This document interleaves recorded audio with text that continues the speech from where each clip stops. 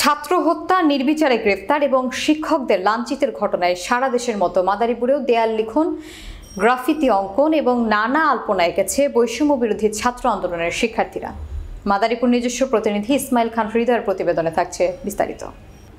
সোমবার দিনভর শহরের সরকারি বেসরকারি ফাঁকা দেয়ালগুলোতে তাদের আঁকা প্রতিবাদী বিভিন্ন লেখা ও চিত্র ফুটিয়ে তুলেছে। এতে সাধারণ মানুষ ও শিক্ষার্থীদের সঙ্গে একাত্মতা পোষণ করে সহযোগিতা করে।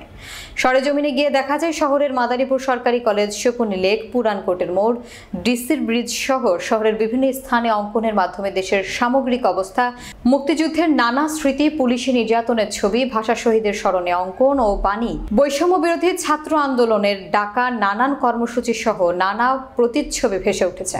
বৈষম্য বিরোধী ছাত্র আন্দোলনের ছাত্র আশিকুজ্জামান আশিক বলেন, সারা দেশের সঙ্গে সমন্বয় করে শান্তিপূর্ণভাবে আমরা গ্রাফিতি ও দেয়াল লিখনের কাজ করছি।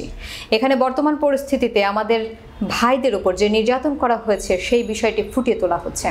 বিশেষ করে মাদারীপুরের শহীদ দীপ্ত সহ আরও 3 জন শহীদ হয়েছে, তাদেরকে স্মরণে আমরা এই গ্রাফিতি ও দেয়াল লিখনের কাজ করছি। আমরা নতুন করে বাংলাদেশকে ফিরে পাওয়ার জন্য আমরা বাংলাদেশকে নতুন রূপে সাজিয়ে তোলার চেষ্টা করতেছি এবং আমরা ক্যাম্পাসে প্রতিটি দেয়াল রাঙিয়ে তোলার চেষ্টা করতেছি এবং দেয়াল লিখনের কর্মসূচি আমরা প্রতিদিনই কার্যক্রম চালিয়ে যাচ্ছি এবং শহীদদের স্মৃতিচারণে আমরা তাদের নাম, তাদের স্মৃতিচারণের জন্য আমরা স্মৃতি হিসেবে তাদেরকে দেয়ালে তুলে ধরে রাখতেছি এবং দেয়ালের আমরা বাংলাদেশকে রঙিনভাবে ফুটিয়ে তোলার জন্য আমরা বিভিন্নভাবে আলপনা, লেখা এসব দিয়ে আমরা প্রতিটি দেয়াল, প্রতিটি রাস্তাঘাটের দেয়াল, প্রতিটি ক্যাম্পাসের দেয়াল আমরা আলোকিত করে তুলতেছি।